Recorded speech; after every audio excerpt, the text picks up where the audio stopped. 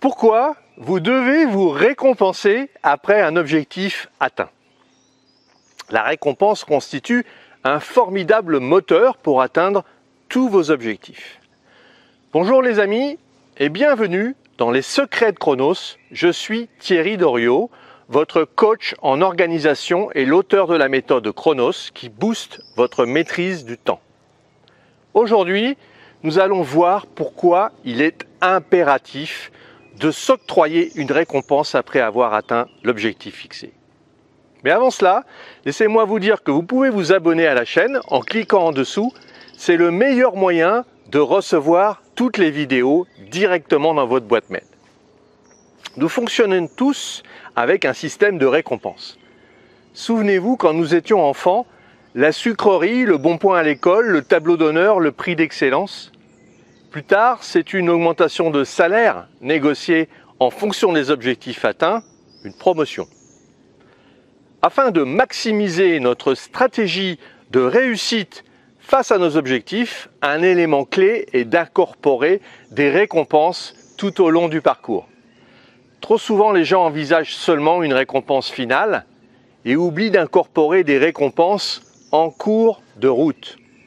Si notre objectif est un objectif réalisable sur le long terme, il est fort possible qu'on se décourage bien avant l'accomplissement de ce dernier.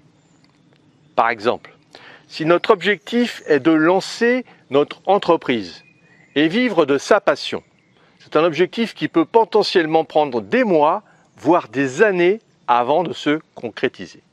S'il n'y a pas de récompense en cours de route, face à tous les obstacles et les embûches qu'un tel objectif peut engendrer, il est normal de perdre sa motivation et de finir par laisser tomber avant l'accomplissement de l'objectif. Il est donc important d'inclure des petites récompenses dans notre stratégie. C'est ce que je fais régulièrement avec mes objectifs hebdomadaires.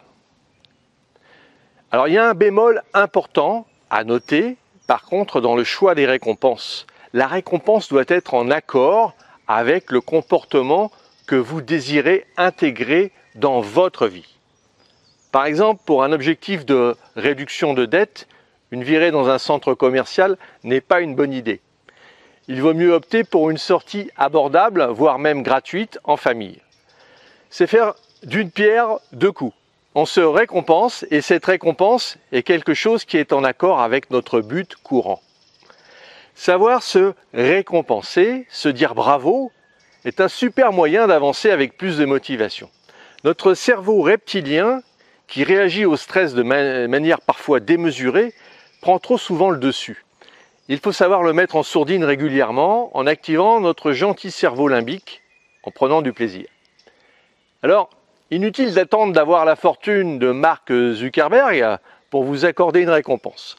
Cela peut être simplement après avoir réussi à franchir une petite étape, mais qui a son importance dans votre développement personnel.